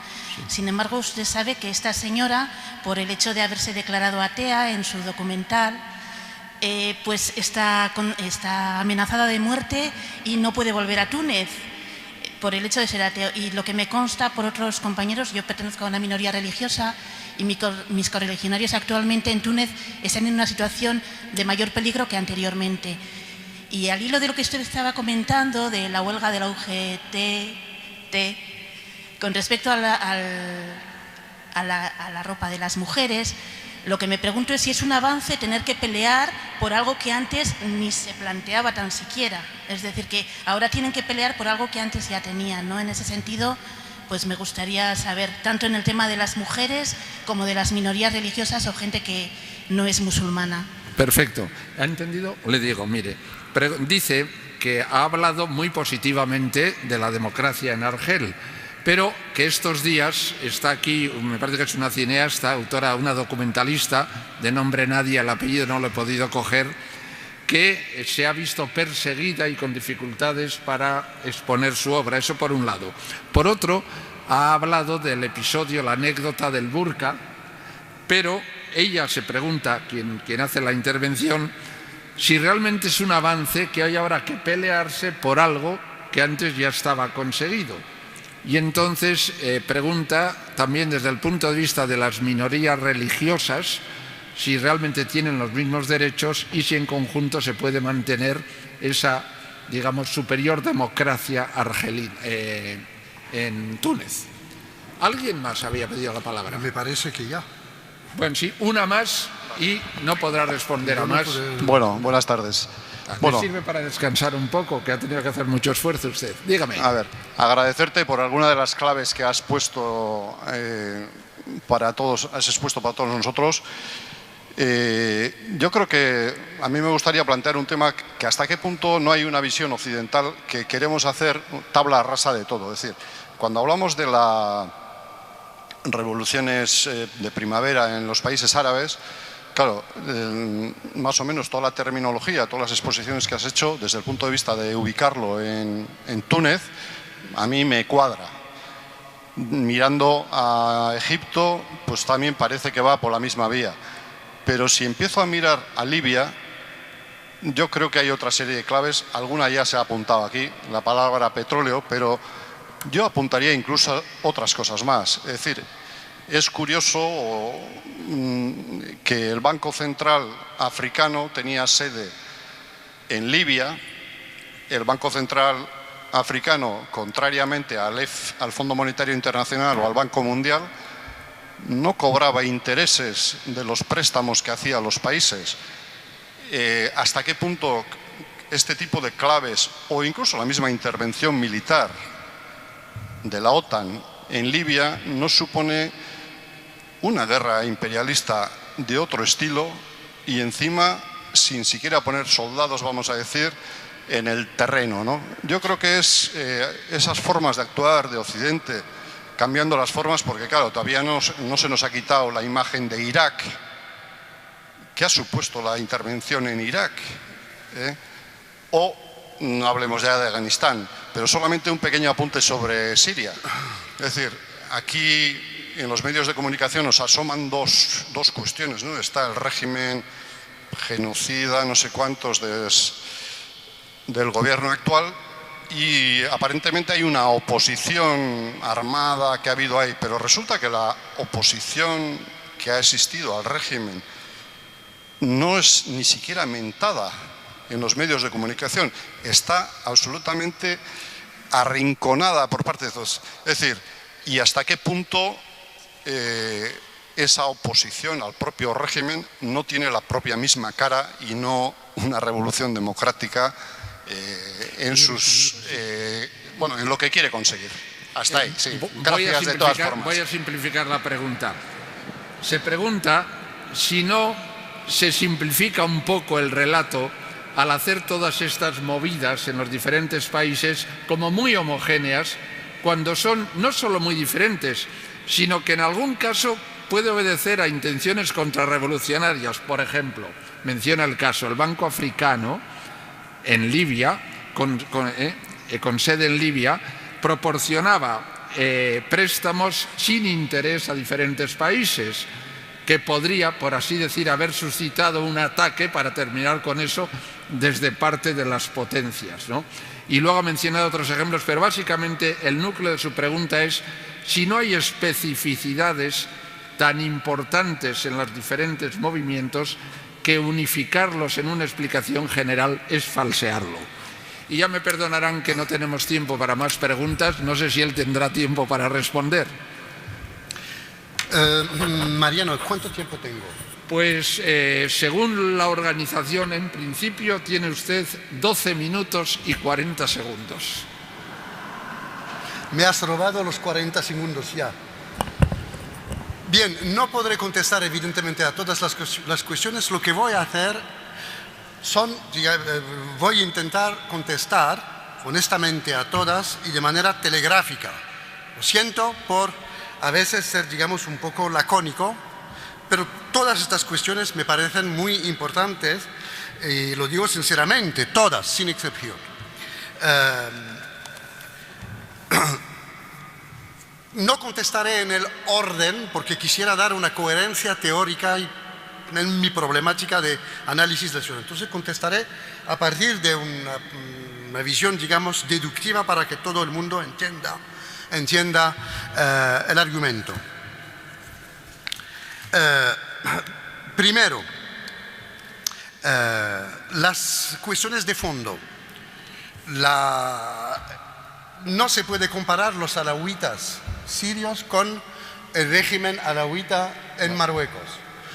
Los alawitas, en unas palabras, lo siento, sirios es una secta religiosa, pequeña secta religiosa, que ha sido siempre dominada en la historia de esa región, antes de la existencia, digamos, del Líbano y de Siria como Estado, incluso en la época del dominio del Imperio Otomán, tenían problemas, digamos, como minoría. Es una secta cuya característica religiosa es el eclecticismo religioso. Son chiitas, mayoritariamente, o sea, comparten con los iraníes la misma visión de la religión musulmana. Consideran que Ali era el verdadero sucesor del profeta Mohammed y no lo que ocurrió después de la muerte de Mahoma. Segundo, es una secta que se ha abierto a otras religiones, al sunismo islámico, pero también al cristianismo. Y es una secta que intelectualmente tiene ritos secretos, es una tribu con ritos secretos y el jefe de la secta es desconocido hasta la fecha. Tienen un sistema de elección del jefe. Sabemos que el Assad, el general el Assad, el padre y él, el hijo, es el jefe político, pero el jefe religioso nadie lo conoce. Es un sistema muy secreto y muy particular. Y son minoritarios. Y con el golpe de Estado en 1968-70 del padre Assad, general en el ejército sirio, han tomado el control de Siria, que es un país mayoritariamente al 90% de sunitas, o sea, una otra concepción, una otra rama dentro del Islam. Este sistema entonces alawita tiene mucho más, digamos, puntos en común con los iraníes que con los marroquíes. Marruecos es diferente porque Marruecos se dice que el rey es un descendiente, digamos, a través de la familia del sheriff de Jordania, de otra rama familiar del profeta. Pero no hay chiitas en Marruecos. Hay unos, por ejemplo, el gran historiador, uno de los más extraordinarios historiadores del mundo árabe, un intelectual excepcional, Abdel al-Arwi, que es un gran pensador, ¿verdad? Es un chiita, pero se cuentan, digamos, con los dedos de la mano. Son sunitas, los alawitas, el régimen alawita marroquí es sunita. Lo digo rápidamente, lo siento para todos los que no quieren participar ni asistir a un curso de diferencialismo religioso, pero lo digo rápidamente. Ahora, segunda cuestión importante a mi parecer. La situación yo nunca he dicho, salvo si soy ventriloco, pero nunca he dicho que la democracia en Argelia funciona bien. Nunca. Yo considero que el régimen argelino... Me he debido equivocar yo. Quería decir en Túnez. Perdón. He debido cometer yo el error. O sea, lo de la burka y eso, usted había hecho un elogio de la democracia en Túnez. Sí. Yo he debido decir Argelia. Y yo creo que la democracia... Es Túnez. Sí. Bueno, yo creo que la democracia existe en Túnez, pero precisamente por ser una democracia está siempre en peligro y hay siempre luchas. Y eso es lo que define la democracia. La democracia no es un sistema en el que tenemos todo y hay que dejar las cosas. Van a experimentar lo que es la democracia. Van a experimentar que la democracia es una batalla permanente. Tanto como hoy en día en España, los despedidos de su empleo, los excluidos y los que tienen que experimentar a través del sistema democrático la defensa de sus intereses. Y si quieren defender sus intereses, tienen que movilizarse. Eso es absolutamente esencial. La historia de esa sociedad no depende de una trascendencia ni de una, digamos, de un regalo de Dios. Depende de lo que la gente puede imponer y hace de su vida. La democracia es un sistema siempre en peligro, una batalla permanente para la igualdad y para la justicia. Y efectivamente, tanto en Túnez como en Egipto, como en todos los países, siempre habrá movimientos reaccionarios, movimientos conservadores, movimientos antidemocráticos, siempre. Y tendrán que luchar.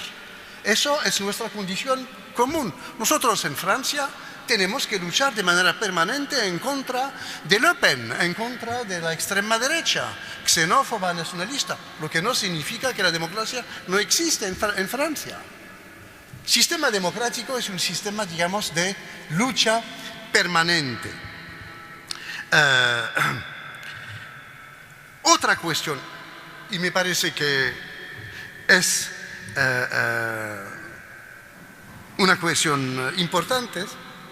Efectivamente, en el régimen precedente, en Túnez, en este caso, había respecto, digamos, a las minorías, había una actitud policíaca muy dura en contra de los islamistas y en contra de los que intentaban utilizar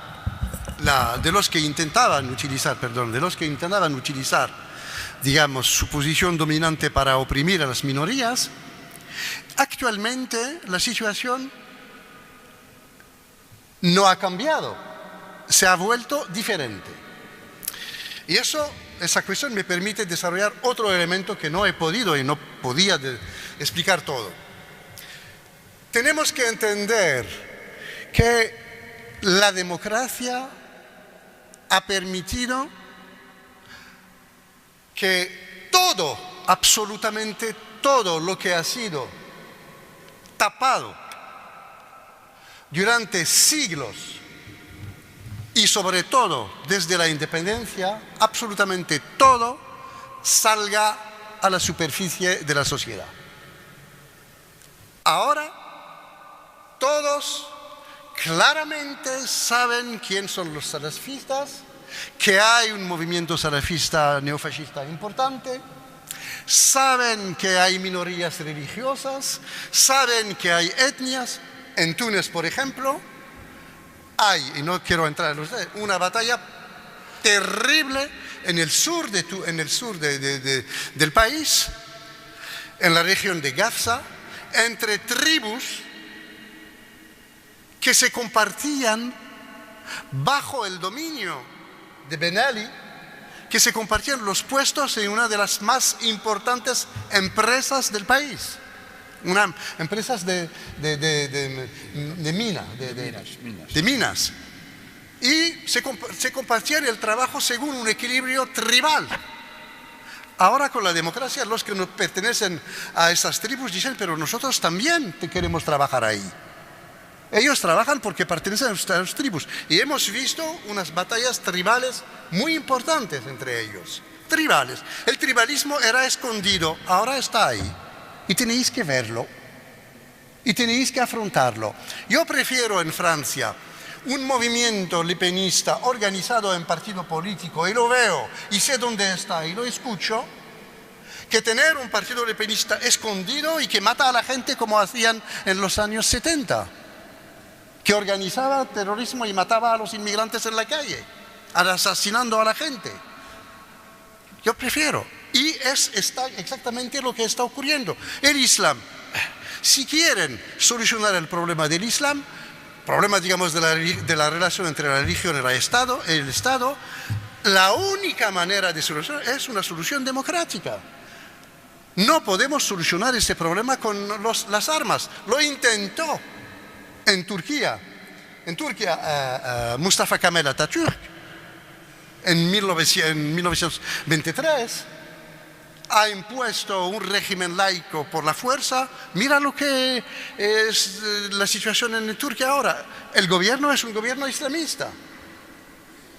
Por la fuerza no se puede solucionar los problemas. No es una buena solución. Toda la experiencia lo demuestra. Absolutamente toda la historia de la humanidad. La única manera de solucionar los problemas es ponerlos sobre la mesa y hablar de estos problemas. Y no imponer por la fuerza una orientación. Y eso es el sistema, es la democracia. Ahora, evidentemente tendrán que afrontar muchos problemas. En Argelia, en Marruecos, no en Túnez porque casi no existen, pero en Egipto, en Siria, tendrán que afrontar el problema de los bereberes, de los derechos. Y la única solución será una solución democrática y no impuesta. El problema respecto a la existencia de 10 millones de cristianos en Egipto, mismos derechos, cristianos en Siria, etc. Más vale resolver estos problemas, por lo menos se puede hablar ahora de estos problemas. Antes, cuando se hablaba de estos problemas, les acusaban de traidores a la nación o de querer fomentar, a beneficio de los estados occidentales, luchas internas en contra de la idea de una nación homogénea, una nación perfecta. Más vale, y es la democracia, es lo que está ocurriendo. Otro problema importante, el papel de las mujeres. Sí, han tenido un papel clave, sobre todo en Túnez. Y han tenido ese papel no solamente durante la revolución, sino antes. Eso es muy importante y ahora entramos en las condiciones específicas, digamos, de la revolución. Todo el movimiento de lucha a favor de los derechos humanos, de defensa de los encarcelados, de lucha en contra de las torturas en las cárceles de Ben Ali, ha sido dirigido por abogadas mujeres. Prácticamente todo. Las presidentas de todas las asociaciones civiles eran mujeres. ¿Por qué en Túnez? Porque evidentemente es el país en el que las mujeres han tenido un estatuto mucho más emancipado que en todos los otros países. En Egipto las mujeres no jugaron un papel tan importante como en Túnez. Y hasta la fecha, uno de los grupos, digamos, políticos más movilizados en Túnez es el grupo de las mujeres, que actúan como políticos, pero también que actúan como mujeres, que plantean siempre el problema del reconocimiento de los derechos del género mujer. Y eso es un elemento importante. Nadie se puede atrever en decir que han dirigido el proceso revolucionario, pero han jugado un papel absolutamente clave, tanto como lo hicieron en la lucha en contra de la colonización.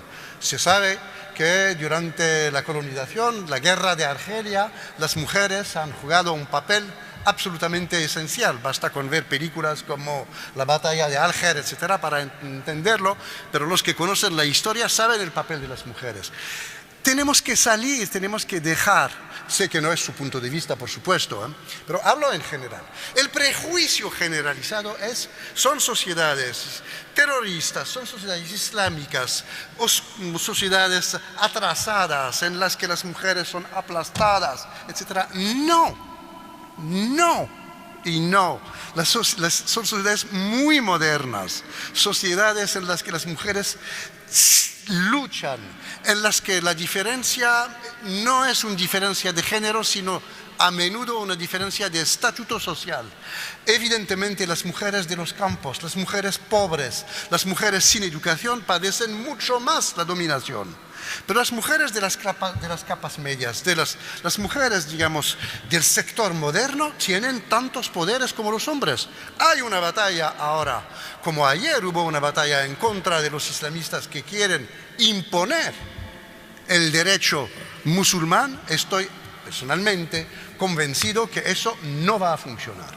No va a funcionar porque va en contra de esa mundialidad, va en contra de todo lo que he explicado vinculado al sistema mundial. Ahora, la dimensión, digamos, mucho más geopolítica, y termino con eso.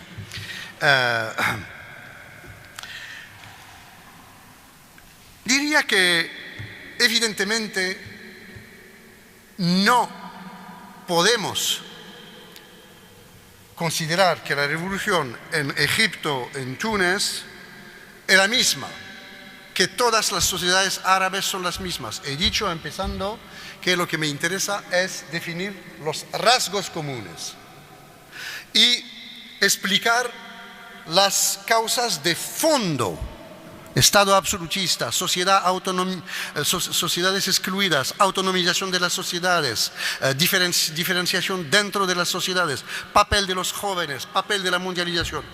Son los conceptos que pueden construir el paradigma, ayudarnos a construir un paradigma de interpretación de lo que ha ocurrido en todos estos países.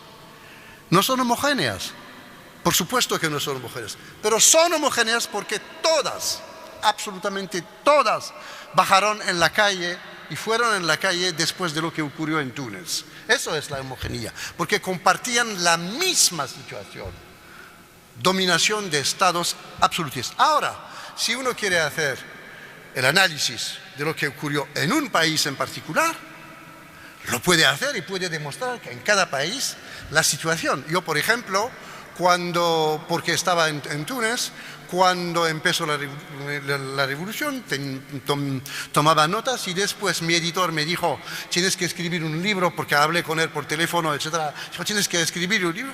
Yo vacillé escribir un libro sobre todas estas revoluciones o sobre Túnez.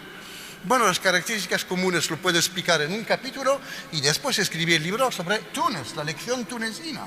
O sea, ¿por qué en Túnez estalló la revolución? Explicando tanto las características globales como el caso específico de Túnez. Y en este libro hay un análisis del poder mafioso, del sistema tribal, del papel, digamos, de la sucesión, etc. Hay muchas cosas típicamente tunecinas. Yo no soy tunecino, pero estudié de manera específica esa situación. Entonces digo que lo que nos interesa son las características globales. Evidentemente, en países como Libia o como, digamos, Siria, las condiciones son totalmente diferentes de Túnez o de Marruecos o de Egipto. Siria y Libia plantean un problema de carácter a la vez geopolítico y nacional. El carácter nacional es una guerra civil provocada por los poderes, o sea, por el régimen de Assad y de Gaddafi, en contra de una demanda democrática de la sociedad. Ahora estamos en la guerra. En Libia se solucionó el problema con la intervención de los estados occidentales y la aceptación no solamente de Estados Unidos, sino de Rusia y de China en el Consejo de Seguridad. ¿Por qué? Por una razón muy sencilla, es que se experimentó una situación absolutamente única en la historia de estos países, un régimen de Gaddafi teniendo entre sus manos aviones, tanques, y que en vez de enviar su policía para permitir las manifestaciones, controlar estas manifestaciones, dar el derecho a la gente de tener partidos políticos y defender, en vez de hacer eso, inmediatamente, 15 días después del estallido, bombardeó con sus aviones, con sus tanques, poblaciones civiles, matando a centenares y centenares de gente.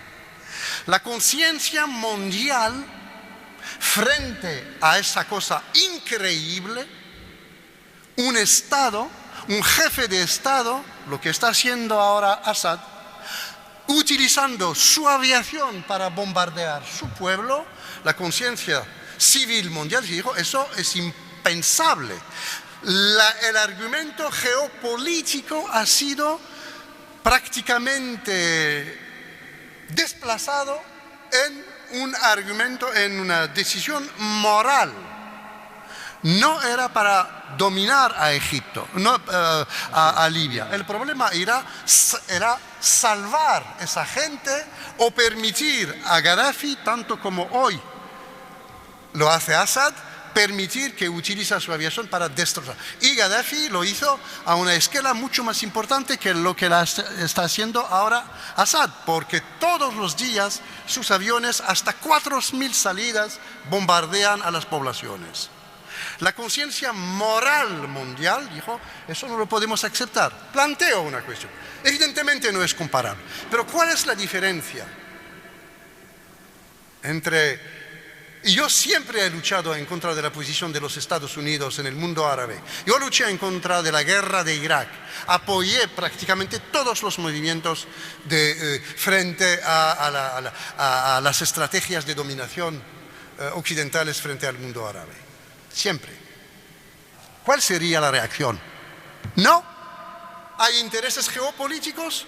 No vamos a entrar en ello porque eso tenemos interés. Mi posición es una posición en este sentido moral. No me importa que sean los rusos o los americanos, han decidido no destrozar, han decidido poner fin, digamos, a eso. El problema es después.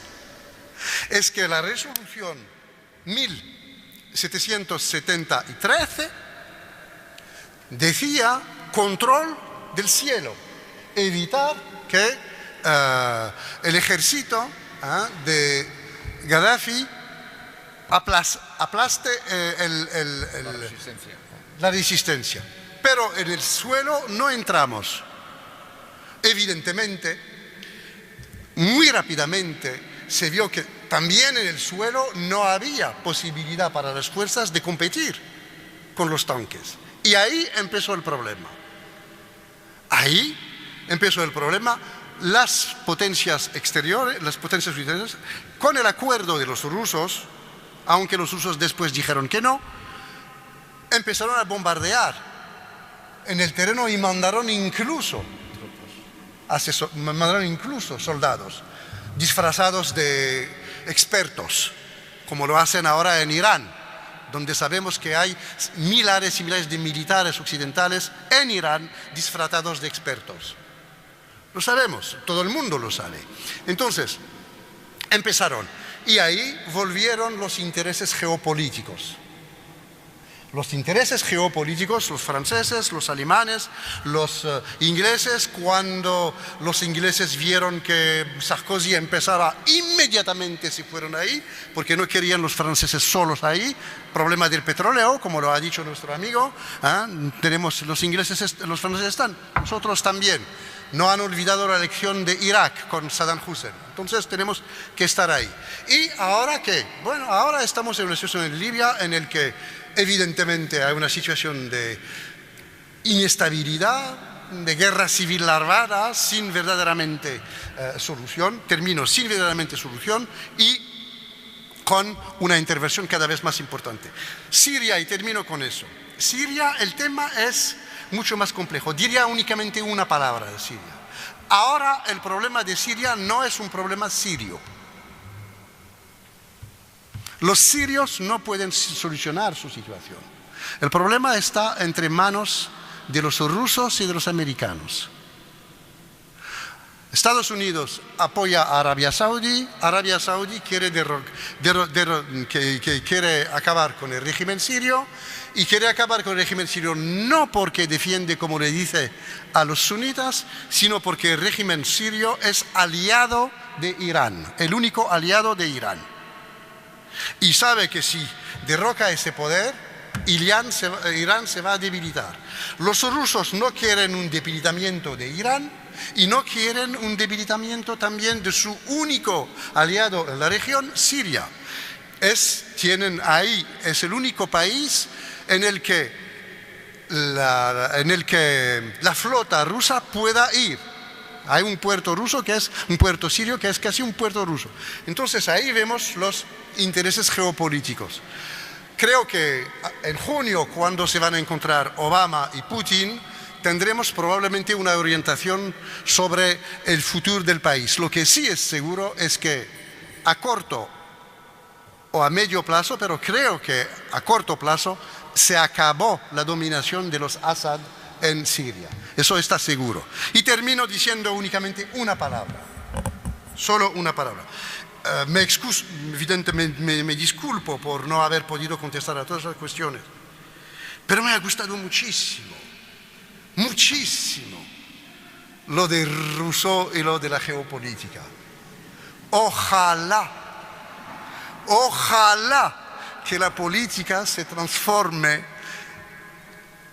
en discusiones en torno de las magníficas ideas de Rousseau y no de los intereses sórdidos, cínicos de los estados.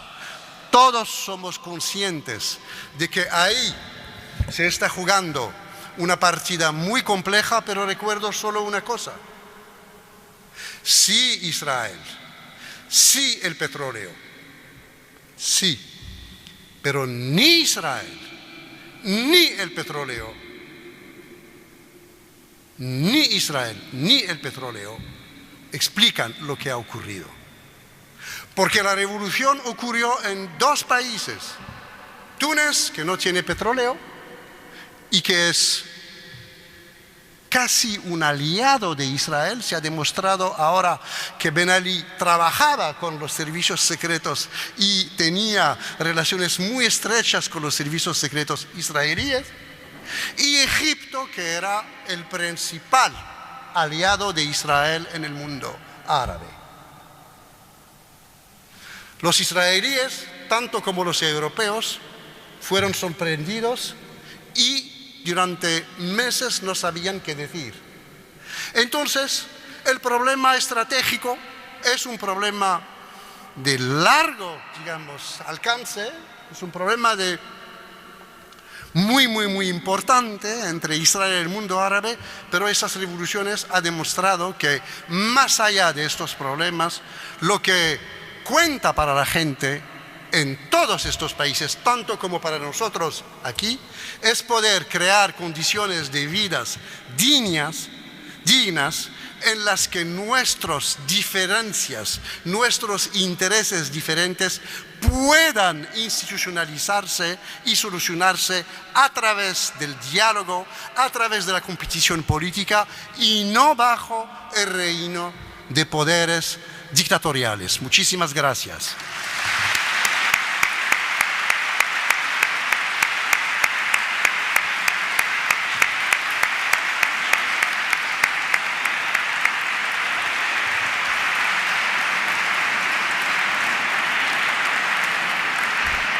Gracias.